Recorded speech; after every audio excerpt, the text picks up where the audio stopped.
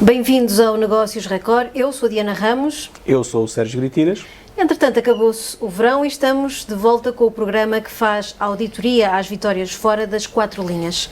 Desta vez vamos falar sobre a sobrecarga competitiva e os efeitos que isso tem na saúde dos atletas e na saúde financeira dos clubes, em particular no futebol. O nosso convidado é o Miguel Gouveia Brito, administrador da True Clinic, empresa que é parceira oficial de saúde da Liga Portugal e de várias associações de futebol em Portugal. O Miguel Gouveia Brito está a concluir também uma tese de doutoramento em Ciências Económicas com o tema Quem e quanto se perde com a lesão de um jogador de futebol, uma aplicação ao futebol profissional português, o que lhe permite também estabelecer uma relação entre a sobrecarga competitiva e o impacto na economia do futebol. Miguel, muito obrigado por ter vindo. Obrigado, eu. Bem-vindo. É um prazer. Diz-se que o futebol é o novo circo para o povo. Há circo a mais ou não? É uma excelente pergunta. Realmente estamos a voltar um bocadinho aos tempos de Roma Antiga, em que o imperador utilizava o circo, neste caso os gladiadores, para quase servir de ópio do povo. Podemos usar esta frase um bocadinho forte, mas que não deixa de ser realidade. A questão é que o futebol é universal. O futebol tem duas coisas muito interessantes. Além do impacto económico que tem, como todos conhecemos, tem um impacto social brutal. E como tal, é algo que é fácil, e depois tem uma questão, mexe com emoções, portanto é algo que é fácil de cativar. E neste momento o consumo desta atividade leva a que realmente se leve a patamares, muitas vezes, que ultrapassam os limites da capacidade humana. Esse consumo também são receitas. Ele é induzido só pelo espetáculo ou pelas receitas que geram em torno do espetáculo? As receitas que geram em torno... Isto é uma indústria. O futebol é uma indústria que eu acho que às vezes nós em Portugal, principalmente, esquecemos um bocadinho disso, mas o futebol é uma indústria e tem que ser visto como tal. E, portanto, é uma indústria que gera receitas significativas. Aliás, acho que é do senso comum os salários de atletas. Isto é virtude também do consumo que existe e da procura que existe por este serviço, que é altíssima e que toda a gente gosta de ver e portanto, os números que a FIFA dá sobre, por exemplo, o número de visualizações nos mundiais de clubes de futebol são elucidativas e os valores que estamos aqui a envolver, claro. Mas temos aqui, por um lado, receitas elevadas resultantes desse mesmo espetáculo, dessa indústria. Por outro lado, temos certamente números do lado de lá desta sobrecarga de jogos e de intensidade da atividade esportiva. Consegue dizer-nos quanto é que custa no futebol esta sobrecarga de jogos? A sobrecarga de jogos, esta questão específica ainda está a ser estudada. Porquê? Nós temos vários estudos sobre quanto é que custam as lesões. Por exemplo, um dos últimos estudos é feito em Inglaterra. Eccleston faz um estudo que diz que cada clube da Premier League perde mais ou menos com lesões 40 milhões de libras esterlinas por época. É um valor, já para nós termos aqui uma noção significativa do que é que isso tem impacto. Neste momento... Mas perde como, Miguel? Perde por... Onde é que vai esse dinheiro? Vamos aqui a 3 ou 4 pontos onde que eu acho que é fundamental, que isso é a primeira questão que eu tive o cuidado de fazer também num dos meus artigos de levantamento. Nós temos aqui vários tipos de custos. Temos os salários que estão a ser pagos por algo, neste caso por um ativo. Convém dizer isto, o principal ativo que existe no futebol e nas sociedades esportivas são os atletas. Isso não há dúvida. E como diz Guardiola, sem atletas não há futebol. Há sem treinadores, há sem agentes, mas sem atletas não há jogo. Portanto, é o principal ativo de uma sociedade, ninguém tem dúvidas quanto a isso. Portanto, onde é que se perde este dinheiro? Primeiro, temos ativos que têm um rendimento, um salário, mas não têm uma produção, portanto, não está indexada a produtividade zero. Segundo, temos custos de tratamento dessas lesões. Terceiro, muito importante, a valorização ou desvalorização do passe económico desses atletas, porque um atleta com uma lesão pode desvalorizar significativamente, e isto tem impacto também no balanço das sociedades esportivas. E ainda temos outro, que há um estudo engraçado também em Inglaterra, que não deixa de ser curioso, que mede o impacto da perda de pontos ou de lugares pela lesão de alguns atletas de referência. Ou seja, eles classificam os atletas em função se é um atleta que tem mais de 80% do tempo de jogo, e em função disso, com a perda desse atleta, eles vão ver em classificação em que estava o clube e depois, sem esse atleta, o número de pontos potenciais que perde o clube ou até de lugares.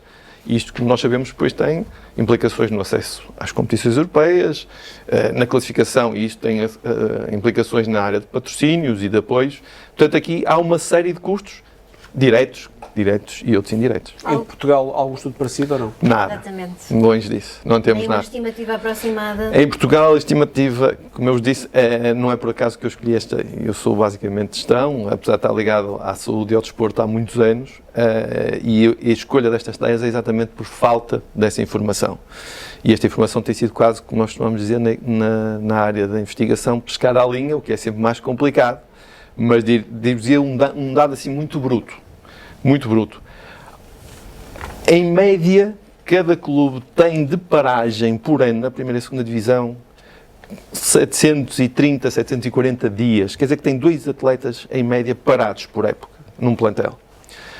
Se formos fazer isso à luz do salário atual médio, estamos a falar de cerca, só em salários por clube, ou por sociedade esportiva, melhor dizendo, 900 mil euros. À volta disto, por ano. Só em salários por sociedade esportiva, em média, o que é um valor muito significativo. Somamos a isto custos de tratamento, somarmos a isto desvalorização do próprio ativo, somarmos a isto impacto, eventualmente, nas tabelas classificativas, para não falar do impacto pessoal na vida do atleta, que é muito significativo, e para não falar depois de superestrelas como uma lesão no Ronaldo, por exemplo. Se o Al Nassr for convidado para um jogo e o Ronaldo não aparecer, o cachê desaparece, não é? Falta bilheteira, falta marketing. Não, desaparece, por isso simplesmente. Portanto, há aqui muitos custos. A única coisa que nós temos em Portugal neste momento é este levantamento. Estamos a ultimar aqui algumas coisas e muito em breve sairão três artigos científicos sobre o assunto. Basicamente, o custo principal que vamos analisar é os custos mais diretos, ou seja, estamos a falar com salários, perdas de salários, que é uma coisa significativa. Porque agora isto vai ter tendência a crescer. O que nós sabemos é que, assim, este ano, como a FIFPRO já disse, é um ano crítico em termos de o impacto que terá na saúde mental e física, que as pessoas esquecem-se muitas vezes disso, no atleta. Portanto, será um ano crítico por causa da sobrecarga de jogos, será realmente muito grande. E todos nós estamos a aprender um bocadinho com isto. Nós temos alguns estudos que demonstram que as lesões a nível muscular têm vindo a subir significativamente. As traumáticas nem tanto, mas isto tem a ver... Isto depois, nós temos que olhar mais para estudos científicos e portanto, esta justificação prende-se muito com o maior rigor a nível de arbitragem, eventualmente. Okay? A traumática. Vou só voltar aqui um pouco atrás para perceber uma coisa em relação aos dados em Portugal e aos efeitos económicos em Portugal. Não há dados ou há dificuldade no acesso aos dados para fazer essas estimativas? Primeiro, não há dados que estejam cientificamente validados. Começa logo por aí. Os dados estão muito avulsos e estão muito dispersos. Tem que andar a perguntar a cada departamento médico de cada clube. Quase, e nós sabemos que estamos no tabu, sim. Estamos numa zona muito, muito fechada ainda, como eu vos disse há bocadinho, e é a minha opinião, e eu tive o prazer de lançar as primeiras sociedades esportivas anónimas esportivas em Portugal, enquanto deloitiano, e digo que ainda se pensa pouco em indústria, mas isso é outro tema, mas exatamente por causa disso. Portanto, é tudo ainda muito fechado. Sistematizados, muito fechados. Muito fechados. Nós conseguimos atingir alguns dados por causa da nossa atividade, ou seja, grande parte das lesões passam por nós. Temos uma relação muito privilegiada com clubes, com sociedades esportivas, com a Liga, e achamos que é fundamental ter estes dados. Mas também vos dizer que mesmo lá fora não há assim tantos artigos quanto isso. Sim, há por exemplo, este que vos disse em Inglaterra, há o de Cuevas. O de Cuevas é muito interessante, de 2010, sobre a Liga Espanhola, que fala que, por exemplo, uma coisa importante, em competição o número de lesões é 15 vezes superior que em treino. Ele faz uma análise de lesões por cada 1000 horas de exposição e conclui que em competição é 15 vezes superior. Ele até atinge números muito concretos. Mas, para vos dizer, também não há assim tantos números que nós gostaríamos que houvesse, mas até porque a saúde, peço desculpa, a saúde tem um problema, ninguém gosta muito de falar dela, não é? É muito privado. Não é? É muito privado. Mas há uma relação provada, estabelecida e concreta entre a sobrecarga de jogos e o aumento do número de jogos dos últimos anos e o aumento de lesões, isto é uma percepção comum, quase senso comum que todos temos. Claro que os jogadores estão a jogar muito mais, mas também há tecnologia de recuperação de atletas muito superior, tecnologias médicas muito superiores, conhecimento muito superior também. A minha pergunta é, se de facto está demonstrado cientificamente, e gostamos todos de ciência e de factos, se a sobrecarga de jogos tem aumentado o número de lesões dos jogadores ou não. Sem dúvida. Vamos aqui a pontos diferentes. Apesar da tecnologia evoluir continuamente, a monitorização, hoje temos vários gadgets, eu estou aqui com um, para mensurar o cansaço, a fadiga e tudo mais, sendo que há sempre uma zona que é ligeiramente mais difícil, que é a mental. Sim. Mesmo a psiquiatria é sempre a zona mais difícil, que menos evolui na área da medicina, portanto é sempre uma zona, mas independentemente disso, há estudos que demonstram que o número, porque o estudo normalmente é feito, a análise é feita, número de lesões por exposição a treino. Logo, e isto tem-se demonstrado que o número de lesões, nomeadamente musculares, nomeadamente uma que está a ser muito vincada, que é a lesão dos isquiotibiais, ou seja, a parte posterior da coxa, tem vindo a aumentar significativamente desde 2001. Há dados científicos que eles têm vindo a aumentar desde 2001. Evidente, depois a fadiga muscular também proporciona mais as lesões mais graves, como a ruptura do LCA, do cruzado, porque se os músculos começam a estar em fadiga, é normal que as estruturas se suportem mais. Isso é um tema para médicos, mas os estudos demonstram isto. Tem sido crescente e isto tem que chegar a um ponto, para além, querer falar aqui da saúde mental, que muitos dos casos são conhecidos e infelizmente... Já lá vamos à saúde mental. Eu sei, não, mas só para dizer a coisa...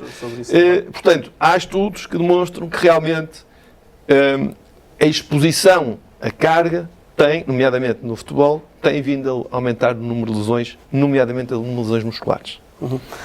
O último relatório da FIFPro, que foi divulgado na semana passada, indica que o argentino Julián Álvarez fez 75 jogos e esteve em 83 convocatórias na época de 13-14.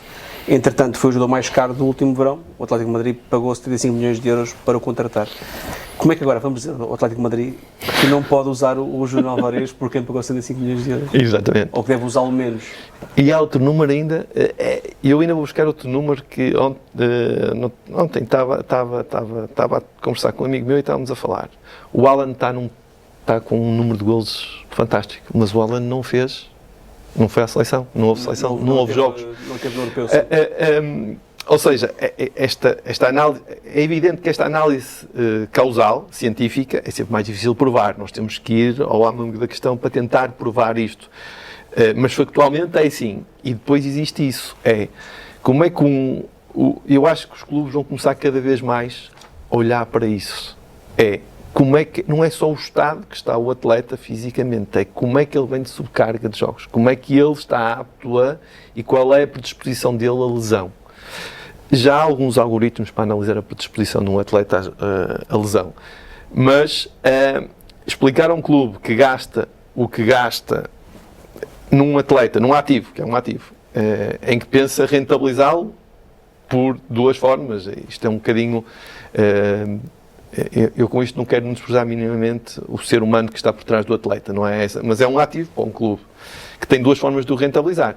Uma é utilizando na sua indústria, que é jogar futebol, certo? E outro é vendendo posteriormente. Ou seja, este ativo está a desvalorizar nos dois principais pilares pelo que um clube o compra. Não tem rendimento na indústria onde ele está e potencialmente um futuro comprador também se calhar não vai dar esse valor pelo que ele foi comprado. Destas transferências milionárias, de certa forma, com esta sobrecarga de jogos, no fundo, sofrerem quase uma atualização para baixo, deixarmos de assistir a contratos desta dimensão, fruto dessa desvalorização dos ativos, que são os jogadores? Eu acho que neste momento nós temos duas ou três questões que temos que pensar. Guardiola já falou, Ancelotti já falou sobre o tema. Sobre este tema, assim, nós temos que ter ou qualidade ou quantidade. É difícil ter quantidade e qualidade. não é? Isso é muito difícil. Ter ao mesmo tempo quantidade e qualidade é difícil. E, portanto, e também falo de uma situação que eu acho fundamental, que vai tocar nesse ponto que referiu, que é quem tem que começar a tomar um bocadinho esta liderança deste processo são os próprios jogadores de futebol. A FIFPro e os jogadores de futebol. Aliás, já há 2 processos em tribunal a correrem, portanto, porquê? Porque são os primeiros que têm que defender a sua posição. Mas eles também têm que terem atenção a uma situação, que é, se calhar, este escalar contínuo, quer de vencimentos, quer de valores de transferência, tem que parar, porque isto não pode ser eterno, porque a tecnologia até pode evoluir muitíssimo, mas a capacidade do ser humano não evolui à mesma velocidade da tecnologia. Ou seja, isto vai ter que ter tetos. O que me leva a outra pergunta, que era o aumento do número de jogos a nível da elite leva a um aumento das receitas geradas no futebol, e os jogadores ficam quase, de topo, ficam quase com 70% das receitas que são geradas. Como é que se reduz a carga sem reduzir os salários dos jogadores? Ou estarão eles disponíveis para reduzir os seus próprios salários? Claramente que isto é uma situação que os jogadores têm que ponderar e temos que... isto é algo de classe, não é? Isto é uma questão de classe. Eu não tenho dúvida que esse será o caminho inevitável. Mas salários. Sim, mas eles terão que ter essa consciência. E reduzir os salários por iniciativa dos próprios jogadores. Ou seja, eu acho que se a iniciativa não partir por parte do próprio jogador, vai haver sempre aqui alguma... O jogador tem que começar a pensar e pensa. Nós temos aí casos concretos. Eu ainda no Thinking Football falei sobre um caso que é paradigmático quanto a mim, que é o caso Morita. Paradigmático porquê? Porque estamos a falar de um atleta japonês, onde a ideia de pátria é muito vincada.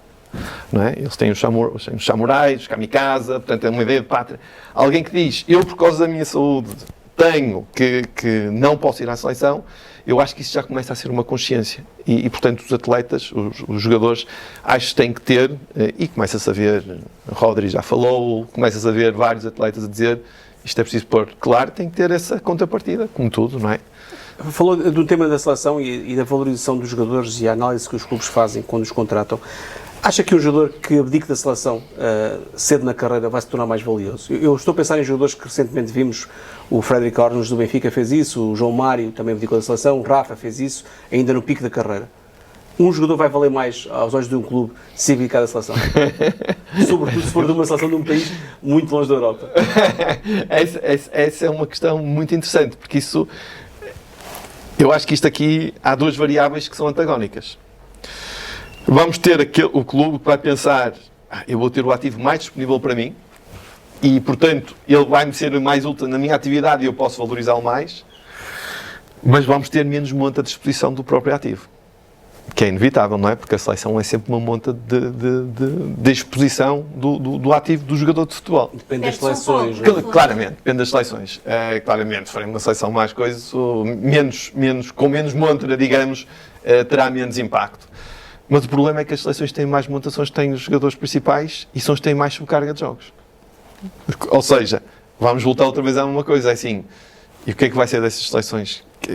Essas seleções vão querer os melhores, os campeonatos do mundo vão querer os melhores, os campeonatos da Europa vão querer os melhores seleções, vão querer os melhores jogadores, e são estes que têm mais subcarga de jogos, porque ninguém, não é ninguém, mas é assim, é menos preocupante um jogador que vai a uma seleção menor e que joga, com todo respeito, num clube que não tem uma dimensão tão grande porque tem menos subcarga de jogos, do que um jogador que joga, para não falar dos clubes portugueses, num Real Madrid, no Manchester City, e que vai a uma seleção como uma holandesa, a portuguesa, a inglesa, ou a Argentina, ou a brasileira.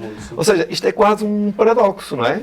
Ok, mas o meu ativo também de lá é uma montra, não é? Porque ninguém tem dúvidas que um jogador destes que faz um grande mundial, um grande europeu, valoriza. Isso é óbvio. Mas, por outro lado, vamos ter os clubes, e bem, como disse o Sérgio, a dizer, pois, mas se calhar ele chega-me aqui e os primeiros 4 meses é para a época, entre aspas, não é? Porque ele ainda não está, ele vem no Campeonato da Europa, ele vem no Campeonato do Mundo e não vai render aquilo que eu estou à espera que ele renda. É um paradigma que eu acho que está nas mãos, acima de tudo, dos jogadores. Os jogadores têm que tomar uma posição, mais do que os clubes. Voltando ao Julián Álvarez, ele é o segundo também na lista de quilómetros percorridos em 23-24, fez mais de 150 mil quilómetros. passou 204 horas a voar, isto são dados do relatório da FIFPro, deslocar-se para jogos de clube e seleção, e só atrás do compatriota Cristiano Romero. O sportista Morita, que falou há pouco dele, está em nono nesta lista da FIFPro. De que forma que as viagens de avião, as transcontinentais sobretudo, afetam também o rendimento dos jogadores? Mais uma pergunta bastante interessante e que foi lançada há pouco tempo. Nós colaboramos muito com um preparador, com um fisiologista, que é o Emiliano Ventura, que trabalha basicamente com automobilistas e astronautas. Mas vamos focar nos automobilistas para vermos essa situação. A grande questão que eles têm no automobilismo é fazerem corridas em Singapura, depois Itália, depois vão ao México, depois vão aos Estados Unidos. Além dos quilómetros todos percorridos, no fuso horário. Ora, para além dos quilómetros todos percorridos, temos aqui outra série de impactos, que é a adaptação ao fuso horário, o jet lag, a adaptação alimentar, horários de alimentação. Estamos a falar de atletas, nós estamos aqui a falar no futebol de indivíduos de alto rendimento que têm que ser estudados e analisados ao pormenor. Com uma desvantagem, por exemplo, em relação ao automobilismo. O automobilismo, como eu costumo dizer, é 1 para 1. Numa equipa não é 1 para 1, não é? Estamos a falar de uma equipa que tem 20 atletas, 22 atletas, e cada um vai reagir de forma diferente. Mas estamos a falar de jet lag, o impacto que isso tem no sono, o impacto que isso tem a nível de todo o biorritmo, nomeadamente alimentar, e realmente fora a fadiga mental, que estamos a deixar de parte, mas que é fundamental, e portanto isto tem impactos muito significativos no rendimento do atleta, muito significativos no rendimento, e há estudos sobre isso, e não só no futebol, mas no futebol nomeadamente, como é óbvio. Quais é que são os efeitos da sobrecarga competitiva em jovens que estão em formação futebolística, em muitos deles ainda com o corpo em desenvolvimento? Há aqui um impacto também desta sobrecarga que pode ser prejudicial para o futuro? Vou pegar primeiro num estudo que é feito nos Estados Unidos. A maior parte das lesões desportivas, quando eu digo a maior parte é 50% das lesões desportivas, um estudo feito nos Estados Unidos, são devido a sobrecarga, em atletas, são devido a sobrecarga. 50%, que é um valor muito significativo. Quando analisamos alguns atletas atuais que estão no topo, comparado com atletas que há 15 anos atrás estavam no topo, estamos a falar de atletas que têm, no mínimo, 2, 3 vezes mais de minutos jogados, que é muitíssimo. Ou seja, estamos a exigir estes atletas, muitas vezes em formação, que estejam a levar com subcargas de jogos e de treinos um corpo que ainda está com muitíssima informação. Quando eu falei aquele estudo que eu disse americano, é a idade pediátrica. Para vocês terem uma noção, a idade pediátrica vai até aos 18 anos. Para quem não sabe, quando é que começam muitas destas carreiras no futebol? Quando é que estes jovens começam a ter sobrecargas e maior intensidade de... Não, neste momento começam a ter, que é um dos problemas já, que é outra coisa que nós temos, já começam a ter aos 10, 12 anos. Nós temos já vários atletas, nós estamos muito ligados ao futebol de formação, nós temos vários atletas, infelizmente, com 12, 13 anos, com ruptura do cruzado. Uma situação também muito comum e que está muito ligada à sobrecarga, por exemplo, é a patologia do roteliano no joelho. É uma situação muito comum nos nossos atletas.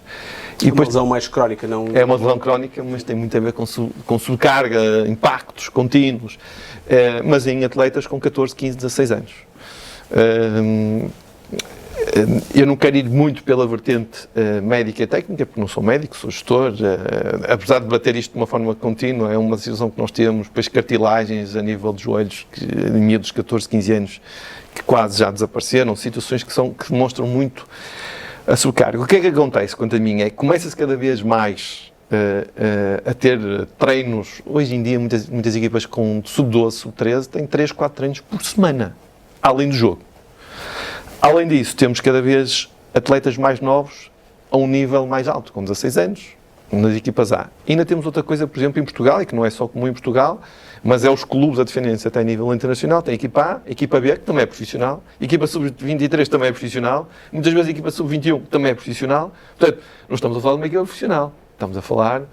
E a equipa de sub-23 tem os miúdos de 16 anos, 17 anos, que por acaso ainda não chegaram à equipa A. Ou seja, a competição é muito exigente.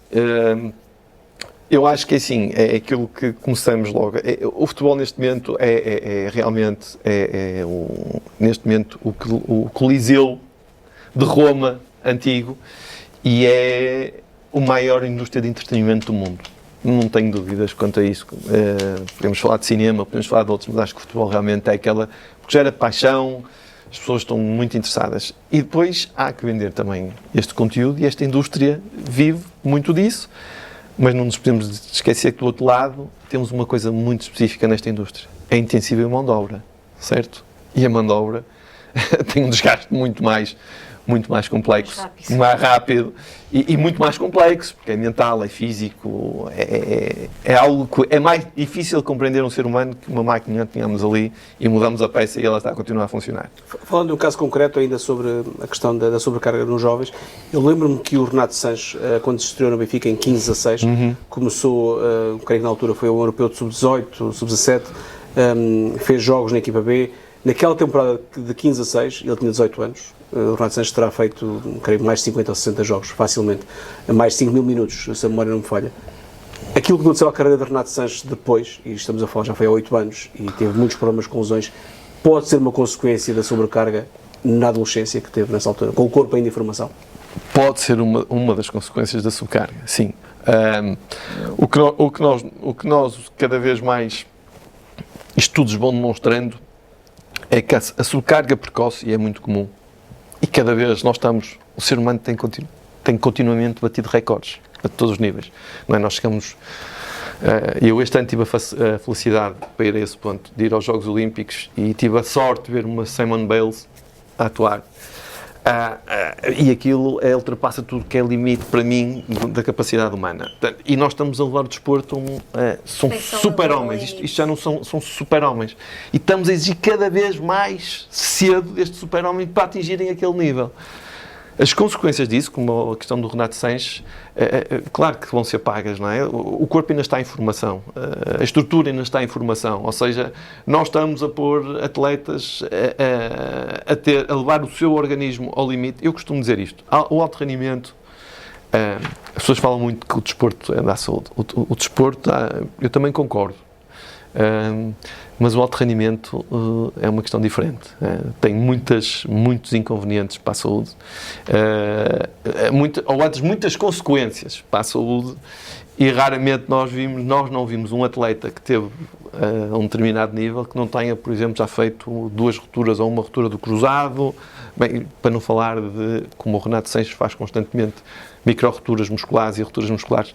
Isso é muito comum, exatamente porque acho que o grau de exigência estamos a levar. Queremos ir sempre para um patamar acima. E como eu disse, a evolução tecnológica é contínua e muito rápida, mas o ser humano não acompanha essa evolução tecnológica, é impossível.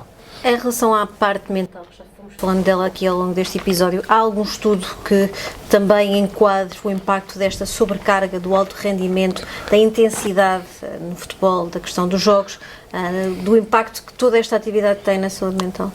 Sim. Há estudos que demonstram, primeiro, o atleta em competição, normalmente, e há estudos que o demonstram, está num nível de stress logo mais alto, superior. Primeiro assunto. E, portanto, quanto mais competição houver, mais vezes ele está sobre este nível de stress. E depois, mais uma vez, não vou falar daqui de algumas situações que têm que ser médicos a falar, cortisol, ciclo circadiano e tudo mais, que é alterado e que tem impacto, mas temos sempre esta pressão no atleta. Há alguns estudos que veem a pressão até certo ponto, há um estudo também relativamente recente no desporto, que a pressão até certo ponto deixa-nos ativos e é positiva. Verdade. E há estudos que mostram isto, até determinado nível. E o que é que nós temos, o que é que tem acontecido no alto rendimento e no futebol também? E eu não vou falar da situação mais extrema, que é muito infeliz, que são os suicídios, não vou entrar por aí, mas eles são de conhecimento generalizado. Mas a questão é, há bocado falei da Simone Biles, é um caso paradigmático. O corpo dela entrou em exaustão, ela não conseguia fazer aquilo que estava tecnicamente habilitada a fazer. O documentário que saiu logo a seguir a ela ter ganho agora no Jogos Olímpicos, mostrava isso, mostrava um período em que o corpo dela não conseguia sequer... Não reagia, pura e simplesmente. Perdeu a memória das coisas que eram muito naturais para ela. Muito naturais para ela. Inclusive, algumas sequências que ela própria tinha inventado e tinha criado, o que é uma coisa para nós vermos ao ponto que pode chegar. Isto porquê? Porque Porque nós somos um todo, não é? E se o corpo, se a parte mental estiver desgastada, é evidente que tem repercussões por vários, a nível de hormonas, várias situações, nomeadamente cortisol, que o corpo tem catabolismo e, portanto, vai levar realmente aqui a um excesso de carga, de subcarga, que o ser humano não tem capacidade de responder. E, portanto, a lesão vai aparecer e tudo o resto vai ser mais problemático. É verdade que todos os clubes agora têm psicólogos a trabalhar com os atletas, quase todos. É a percepção que eu tenho, pelo menos não tenho. Pode ser que o Miguel tenha alguma coisa nova para me dizer. Mas é um tema que é, de facto, levado a sério, a saúde mental dos atletas. A ideia que eu tenho é que aparecem casos de atletas que assumem dificuldades e, com muita coragem, dão a cara. É um tabu. Ainda é muito tabu, não é? Eu ia dizer o contrário, é que normalmente são super-heróis, vistos como os grandes heróis, mas depois é difícil reconhecer rostos mais relevantes a assumirem dificuldades com a componente mental. Há muito poucos. Há um problema em assumirem estas ainda há muito tabu. Eu posso ver que nós temos uma experiência muito engraçada. O tema mental é um tema tabu. Nós desenvolvemos dentro do grupo uma ferramenta, uma app, que está no telemóvel, mais para a formação, em que o miúdo, o jovem atleta, preenche aquilo, dá logo uma de 3 cores, vermelho, amarelo ou verde, para ver o grau de stress e, noutros casos, até de burnout que o atleta pode estar a ter. Ou o miúdo jovem. Isto está muito dirigido para miúdos. E depois nós montamos uma situação em que formamos mental coaches intermédios, que são os próprios treinadores e diretores, exatamente para tentar diminuir esse estigma que existe, porque existe ainda o estigma. Por muito que queiramos, a doença mental é igual a outra doença física, mas é mais fácil alguém dizer, eu tenho aqui uma doença física mental. Porque se vê, a física vê-se, não é? A física, mas a própria pessoa tem mais dificuldade. Sim, mas mais do que isso, seja que a própria pessoa, mesmo que nós não vejamos, fala dela, pode falar até com alguma abertura. Claro. Tem colesterol alto. Pronto, que não se vê. Vamos falar numa doença que não se vê. Tem colesterol alto. Agora dizer, eu tenho uma depressão alto, ou algo mais. A depressão é até das coisas mais leves. Ou seja, continua a ser tabu, muito. É uma coisa que se tem que desmistificar. Andamos a lutar, há várias instituições, felizmente, a lutar contra isso. Tem que ser algo que tem que ser normalizado, digamos. Porque o problema disto é depois muitos, nomeadamente atletas, não pedirem ajuda. Isso sim leva a situações extremas. Conhecemos alguns casos de situações extremas e isto é que tem que ser evitado a todo custo. A questão mental é uma questão como outra qualquer e tem que ser trabalhada como outra qualquer. Volto aqui ao início. Há o risco de este circo, esta indústria, só desacelerar quando uma grande estrela quebrar? Já quebraram algumas. Se calhar ainda não de forma tão mediática como... Se calhar ainda não de forma tão mediática. É assim, já quebraram algumas e nós já temos algumas situações pontuais que demonstram que essas quebras tiveram alguns impactos em situações muito específicas. Os DAEs hoje em dia nos campos têm um momento histórico que quem quiser estudar o percebe. A questão da concussão tem momentos históricos e quem quiser estudar também. Se calhar falta este momento histórico também para isto reverter também neste ponto. Eu penso que sim, não pode ser uma ou duas pessoas, uma ou duas, se calhar tem que ser mais que uma ou duas, mas é inevitável. É inevitável que isto não pode continuar a acontecer. Mas quem tem que ganhar mais consciência disto, e pensando como indústria, tem que ser o principal ator desta indústria, o principal ativo desta indústria, que é o jogador de futebol. Enquanto tal não acontecer, acho que é difícil. E está assim fechado mais um Negócios Record, o programa que faz auditoria às vitórias fora das 4 linhas. Miguel Gouveia Brito, obrigada uma vez mais por ter estado a nós. Obrigado eu. Foi um prazer.